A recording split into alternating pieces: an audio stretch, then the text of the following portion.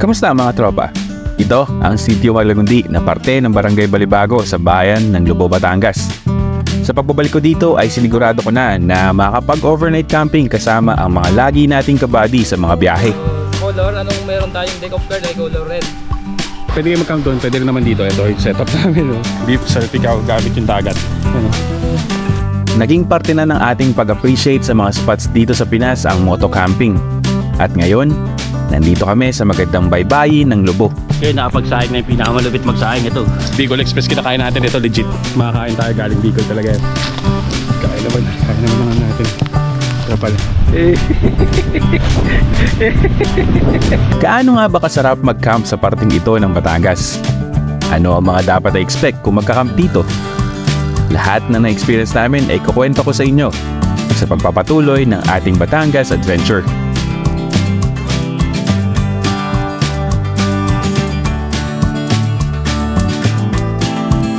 So what's up sa inyo mga tropang gala? It's me again and we are back for another video. Nag-i-intro pa ako pero continuation lang to nung ride na in-upload ko last week. So yeah, nagpunta tayo. Kung napanood nyo yung video, dumaan tayo ng Taal Lakeview, Deck, Buso-Buso, Mount Banoy, Malabrigo Lighthouse, Malagundi Point, and eto, dito tayo sa Malagundi. Ayun ako kagaling, alis ko lang na Malagundi Point, and pupunta tayo ng Lucky 5M Beach Resort para dun mag-camp. And nauna na ako sa kanila para magtanong ng prices. Since 5 minutes away lang naman siya from Malagundi Point. Eto na, malapit lang talaga.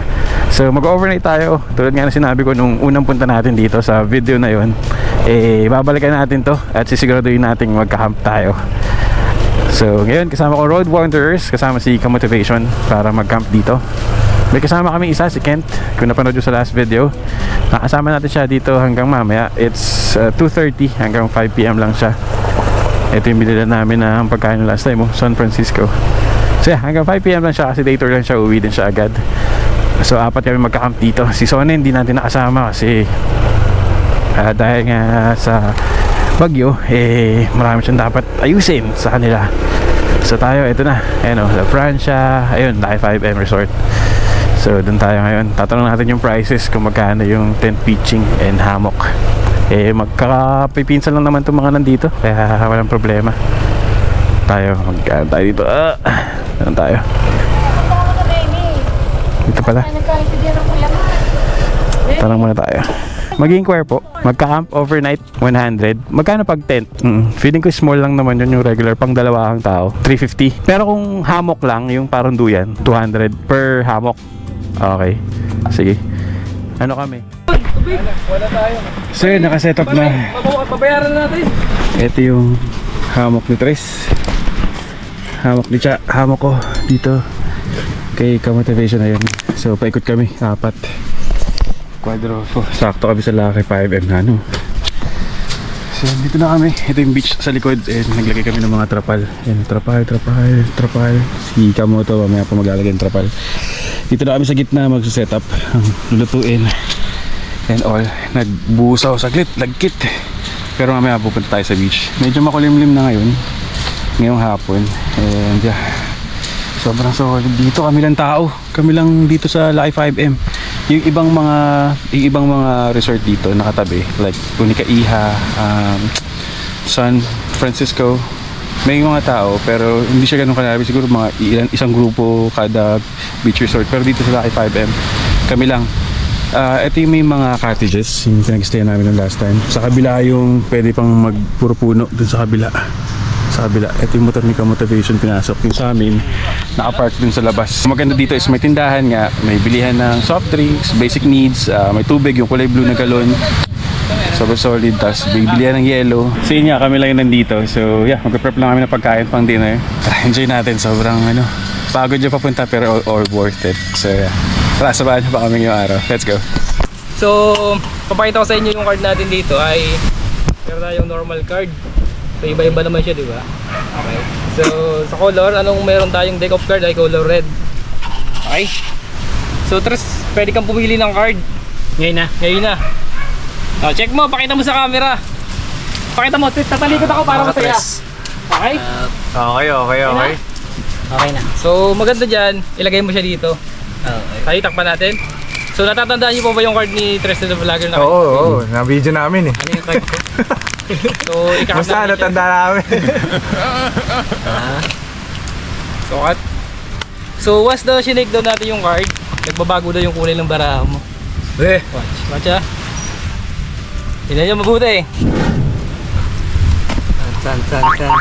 Tingnan natin kung may nagbagong kulay. Wala ata. Wala. Baka sumablay na ata tayo yun ah. Matagal na kasi tayo naging baba dyan. Meron. So nakita nyo, pero tayo naging kulay blue. So yan. So nag-iisa lang siya. Okay. So ano ba yung baraha mo napili, Tres? Four of ano?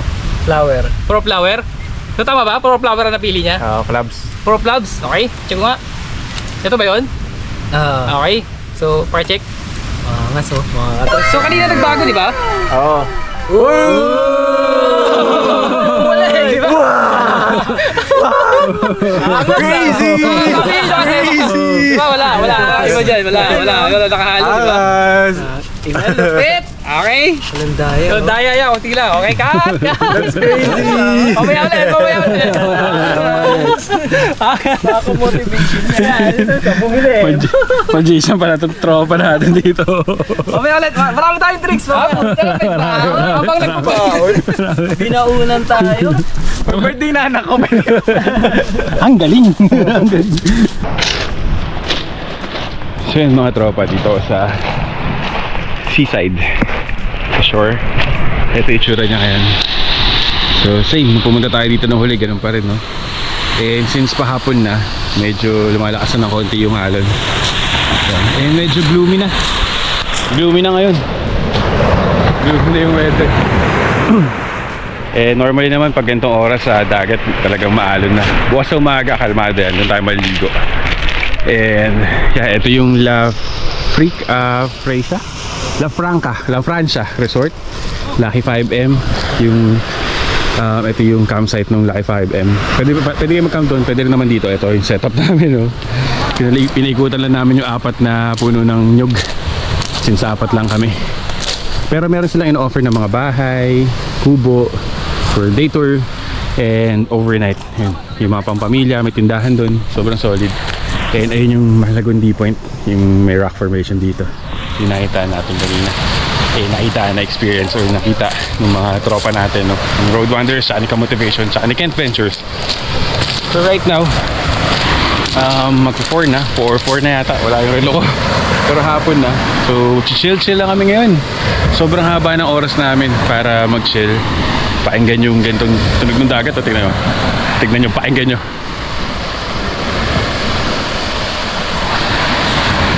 Diba? Solid.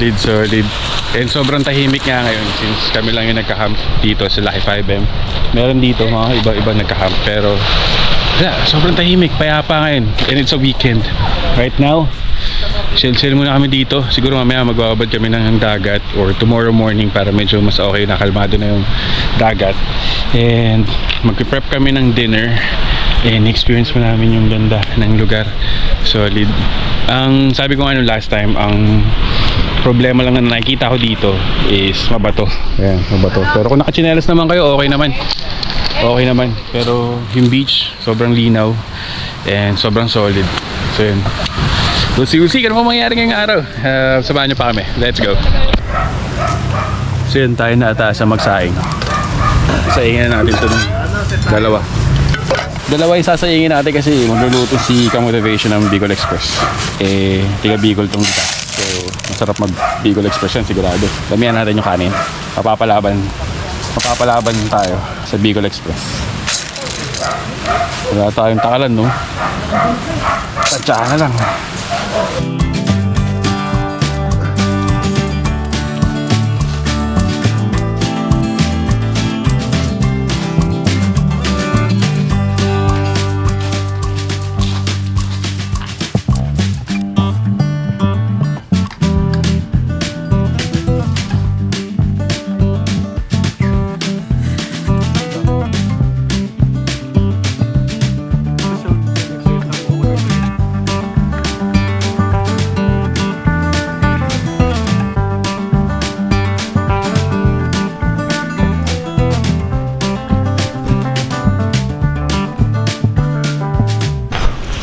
So yun mga tropa, no? Medyo maambon na. Ayan o. Hey, pero mahina lang naman ang ambon. Ayun. Medyo maambon na. Pero nag-start na kami magsaing. Yung dalawa lutuan. Then si Sir Charles ay magluluto ng beef salpikaw. Then ang ating Bicolani friend na si Kamotivation is Bicol Express, syempre dahil tiga Bicol siya yung paborito natin. Lagi natin kinakain sa mga galaan, Bicol Express. So makatikim tayo ng legit Bicolano na Bicol Express. Bicol Express na luto ng Bicolano mismo. And yeah, si Kent Ventures is paalis na. Medyo nagpapatila na ng ambon. After neto, pabiyahe na siya. So dito siya dadaan sa may Laia, paikot. So 6 hours daw ang biyahe niya pa uwi. So yeah, yun, prep pa tayo ng mga kakainin. And let's enjoy. Grabe, nag-magic si Kamotivation sa atin. May hidden talent pala ito si tropa na magician talaga daw siyang nag-magic daw talaga. But yeah, let's enjoy today. Let's go. Yun, ulan na si tropa. Next time set tayo. Oo nga eh. Ingat brother. Umuwi kasi siya sa Bulacan pa. Layo, mas malayo pa sa amin. Kami Manila siya. Bulacan pa, Malolos yata. So subscribe na kayo kay Kent Ventures. Kakagaya natin siya, no, na gumagawa ng content about experiences or travel vlogs or adventure, moto adventure. But yeah, sa Facebook meron din siya, Kent Ventures. So follow natin, support. So yun, nakapagsaing na yung pinakamalupit magsaing ito. Pakita ko sa inyo mga tropa yun. Load pa siya eh. Bang! Apaw! Para talagang panglahatan yan eh. Dalawa yan. Ayun pa isa oh. Ayun oh, apaw yan. So, nagluluto na ito. Beef salpikaw. Nung Cotto Mines, mga tropa, niluto niyan adobo. Gamit yung sabaw ng ilog. Ngayon naman, beef salpikaw, gamit yung dagat. Ayun oh. Yan si Boss Charles. Ito naman si tropa natin, si Kamotivation. Nagluto ng Bicol Express. Legitimate Bicol Express yan. Makakain tayo, galing Bicol talaga yan. So umaambon naman pa rin. Ang kulimlim din oh. Hey, umaambon. So sabi din nung ni ate, yung nagbabantay, in case na lumakas yung ulan, pwede na namin gamitin yung kubo. Pero kung lalakas na naman, pero kung ganito lang ambon-ambon, kaya naman yun. Kaya naman natin. Pala. Yung tropa tres natin bukas pa magluluto, pangalmusal ito eh. Breakfast master. Hey! Lutuan ko yung Omiglet. Makakatikim sila ng pinakamasarap na kanin sa Batangas. Kanin Batangas yan. Pag grabe Kaya nakakita ng kanin umaapaw. May second floor. Okay lang sana kung isa lang yung nangyari. Dinugulit pa. Dinalawa pa eh. Pinantay ko lang kasi yung sukat niya ni. Pantay din yung pagkakaangat oh. Ang tigas yan. Pantay yung pagkakaangat niya na yung isa na sa ilalim. Kaning Batangas. Alay! Malata eh. Hindi, matigas si kulang sa tubig. Wala. Talo-talo na yan mamaya, gutom na. Kakainin nila yan. Ako, doon ako sa ilalim. Para sa ibang. So yun, antay lang namin maluto yung mga pagkain. Then bakbak na lang kain. So yun mga tropa sa di inaasang pagkakataon lakas ng hangin. Biglang ngayon daw mapasok yung low pressure. So nag-evacuate kami. Punta kami dito sa mga kubo. Lakas ng hangin na yun. Nilipad yung trapal namin sa sinetap. Lakas na yun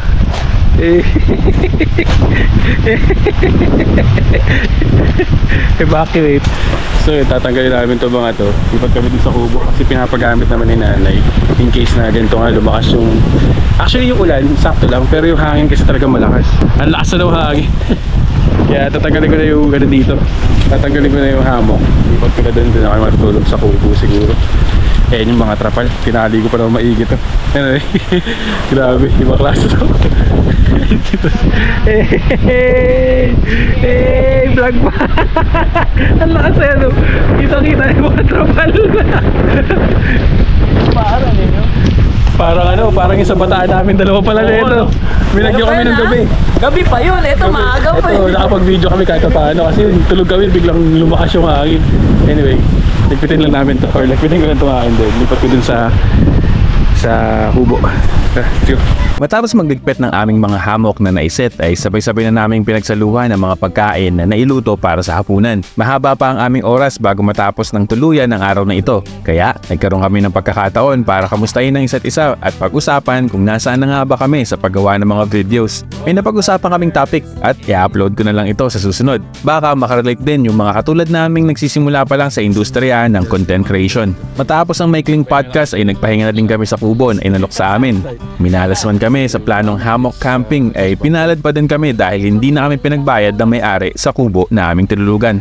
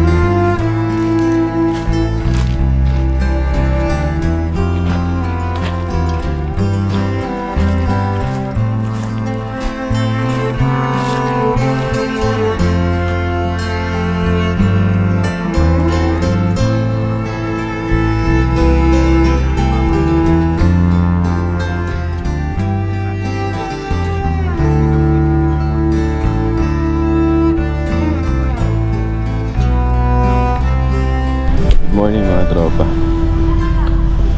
It's me again. Bakit? Nag-intro. So yun ayos naman yung mga nangyari kagabi. Natulog na kami. And abangan nyo na lang yung podcast na i-upload ko siguro next after na ito. So yun, kasama ko ngayon si Sir Charles. Aga namin nagising. Isa talaga sa maganda kapag magka-camp kayo, maliban dun sa place, is yung mga kasama talaga. Kasi kahapon may dumating na isang family. Naabot yata ng mga 2 AM ang ingay kasi nag-shot sila. Wala rin kami nagawa, no? Siguro sa pagod na rin, parang pinilit na namin matulog. Kumbaga sa police, maximum tolerance, no? Pero all good naman. I mean, the place is good. Yun lang talaga yung pag may nakasabay kayong maingay, ang hirap. Aside from that, okay naman, all good yung mga nangyari. Maaga lang kami nagising ngayon kasi abangan namin yung sunrise. But yeah, siguro hintayin namin magising sila Tres kasi magluluto pa to ng almusal. Then maya lang, batch na kami siguro mga 9 or 10. Pero i-experience natin yung dagat maya. And look at the view right now. Ayan, sobrang kalmado ng dagat. Abangan namin yung sunrise dito. Ayun, medyo lumalabas na ng konti. Nood lang. Siguro mamaya kape pagbukas ng tindahan. Then habang naghihintay ng sunrise. So samahan niyo pa kami ngayong araw. Busi-busi ko na mangyari. So tara, samahan niyo pa kami. Let's go.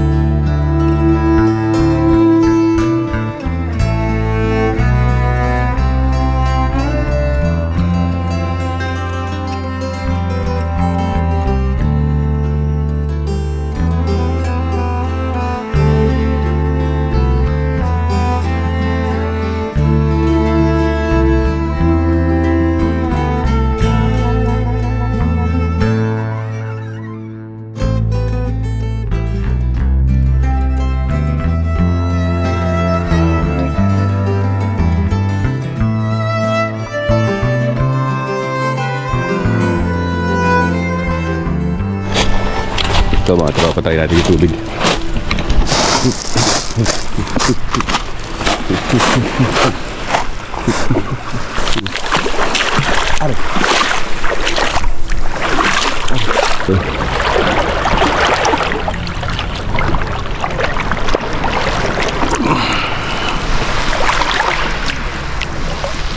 Lalim na dito. Solid linaw yun. Pao. Gandibdib na to. Pero linaw yun.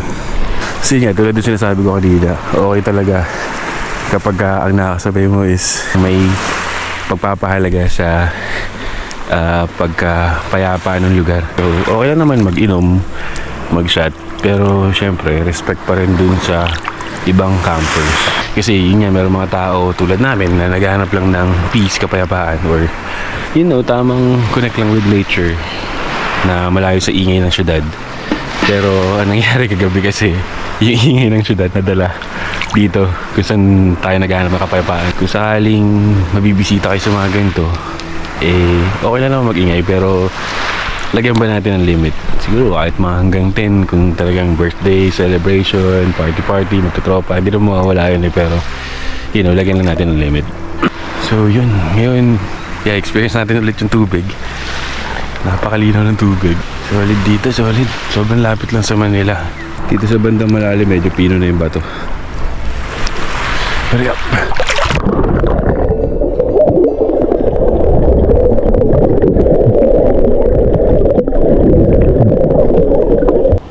Subscribe na kayo dyan, Journeys of Lumigao. Yun. Let's go! Matapos magbabad ng kaunti ay nag-almusal na at gumayak na din kami para sa aming biyahe pa uwi. Kung saan, daraanan ulit namin ang rough road na kalsada palabas ng Lubo. Sa pagkakataong ito, ay dumaan kami sa parte na may mahirap na daan. Ito ay base sa sinasabi ng mga mamamayan na nakatira dito. Medyo mahirap lang. So ito, dito tayo dadaan sa taas. Actually, nung unang punta namin dito, ang advice nga nasa amin na pag naghahati yung daan, sa baba kayo kasi kaya naman daanan dito. Pero mahirap nga daw, mahirap kaysa dun sa baba. So, yun yung gagawin natin ngayon. Gawin natin tong tough road. Hindi siya rough road, tough road na. So, masubukan natin. Panibagong adventure naman to. Minsan dito na tayo. Tara na, let's go. Bahala na. Direct Gino. Isama mo na kami, oh. You'll be just fine. Bakit yung daan natin?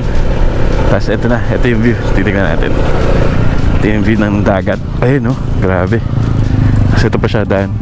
So ginagawa pa kasi ito, pero hindi pa tapos. Hindi pa na ano. Ayun, tignan natin dito. Yun, no? Ang normally sa baba yung daan na madali. Pwede naman daw dito, pero mahirap nga lang.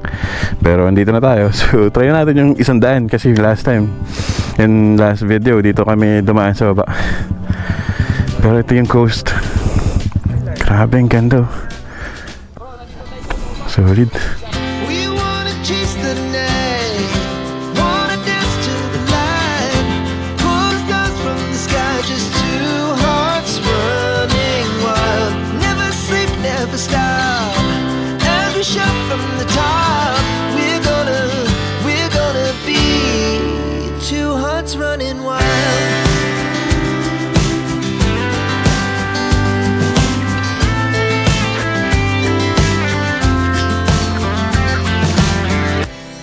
Ano yung matarik paakyat? Matarik tapos ganito lahat. So kung pabalik ka doon, puro pababa na yun. Pero kaya, Mio. So saan ka galing dito? Tapos pag ganun, tapos bumalik ka lang. Sabi ni Chris mahirap daw, pero malaman, kinaya ng Mio eh. So yun, tatagusin namin ito. Nagpahinga lang kami dito saglit. Tapos may nakita kami si Kuya, galing dun. Galing daw siya sa baba, inakyat niya, tinignan niya lang. Tapos sabi niya matatarik daw yun dun sa dulo, di na siya tumuloy. Tapos bumalik na siya. Ngayon kami, tatagusin daw namin, sabi ni Ka-Motivation. Dahil nadaanan niya na daw ito dati, may sementado daw dyan sa dulo. Pero malaman natin, first time natin. Daanan natin, dito tayo. Ibang way naman. Pero ito pa lang, puro paakyat to. Paakyat na malubak. Puro ahon pala to, mamaya lusong to sigurado. Tapos rough road. Kinain natin yung Cotto Mines, kakayarin natin to. Ang kaibahan lang ito, paakyat Cotto Mines kasi patag, tsaka konting pababa, konting paakyat. Ito, ahon talaga lahat all the way. So yung mga tropa, mahaba pala itong daan na to, na ahon tapos lusong. Ay yun, sementado ulit sa unahan, no? Sementado. Ito, lapit na yun, sa baba. Ito na pala, ito na agad, oh. Sementado na, ang ganda. Ay, ito na. Yun na pala yun. Ay, ang ganda ko nga. Sementado na. Sobrang linis ang daan. Dala mo hindi nadadaanan kasing puti eh. So isa to sa mga pwede nyong daanan papunta na Malagundi Point, galing na Malabrigo. So isa yung daan papuntang Lighthouse. Ito, yung labas na ito is bago mag Lighthouse. Kaso yun nga, yung dadaanan nyo is medyo mahirap. Ang tarik, yung ahon, tsaka lusong. Pero all good naman. Kaya naman ng mga si Charles naka Aerox na street tire, kinaya naman. Yung kanina yung Beat, kaya naman eh. Natakotan siya kasi matarik daw yung pababa, yung lusong, kaya yun. Pero ang ganda ng daan pagdating dito. Solid. Ay ito, ganda, pinakataas. Uy, ay ang ganda. Solid. May pababa pa dun, oh. Ito yung makikita, may paakyat pa dun. Solid to. So yun, magpapatuloy na ang biyahe. Tatagusin namin itong kalsadahan na to. Ay, ito na. Ito yung ano, Punta Verde. Dito tayo tumiretso kahapon. Ito pala yung labas nun. Ito. Dito kami tumiretso kahapon, papunta ng Lighthouse, Malabrigo. Tapos ito pala dito dapat. Kaliwa. So yun pala yung daan. So yun mga tropa, nakababa na kami. Nakalagpas na kami ng Malabrigo. Ay, ito pa rin yata, Malabrigo Barangay pa rin yata to. But yeah, dito ko na lang tatapusin yung video. Sobrang solid ng dinaanan namin palabas. Kung naghanap kayo ng resort na peaceful and gusto nyo lang talaga yung konti, hindi ganun ka-crowded, Lubao, Batangas is one of the okay na beach, no, na pwede nyo puntahan. And kung napapansin nyo, weekend today, kami lang yung nag-camp. May nakasabay na kami. Though maingay sila ng bandang gabi, pero all goods naman. Matsambahan lang talaga na makasabay kayo ng mga ganun. But kita nyo naman, kami dalawang grupo lang yung nag-camp doon. So yeah, pwede nyo bisitahin yung Lucky 5M or Unikahia or alin man doon sa Malagundi Point kasi magkakamag-anak na naman sila. Dito ko nalalagay yung Facebook page para mas updated. Ang hirap kasi pag naglagay ako ng presyo tapos nag-update sila, magiging hindi na updated yung video, di ba? Paano ko mapanood nyo after a month to, di ba? Anyway, maraming salamat kung umabot kayo dito. I hope you enjoyed the 2-day or yung 2 videos natin. Sana na-enjoy nyo yung biyahe na to, no? And maraming salamat sa suporta, sa pag-like, pag-share, pag-comment sa Facebook, sa YouTube, sa TikTok. Hopefully na magkita-kita tayo sa susunod pa natin mga videos. And please, like, share and subscribe na rin kayo kay Ka-Motivation. Ito siya sa unahan, kay Journeys of Lumibaw, kay Sir Charles, and kay Tres TV or Tres the Vlogger. Full support na rin sa Team World Wanderers. Pati kay Sonnen TV, wala siya ngayon pero hopefully next time makasama natin siya. So yeah, maraming salamat. Enjoy the day. Ingat sa mga bumabiyahe. RS sa mga nagmumotor. And I'll see you guys on the next video. Let's go! Batangas pa to, papunta na tayo ng Lubao. Let's go! Ng bundok ng Batangas.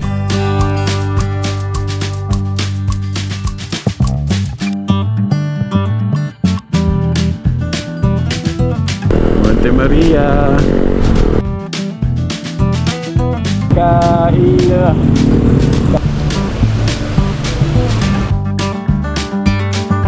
Naiiwan ako nila Tres. Pati ni Carl. Pati ni Ka-Motivation. Importante pa rin ang safety. Kaya lagi yung tatandaan, safety first talaga. Kahit saan tayo mapunta, nakakarating at makakarating tayo sa paroroonan natin. Dito na ako. Let's go.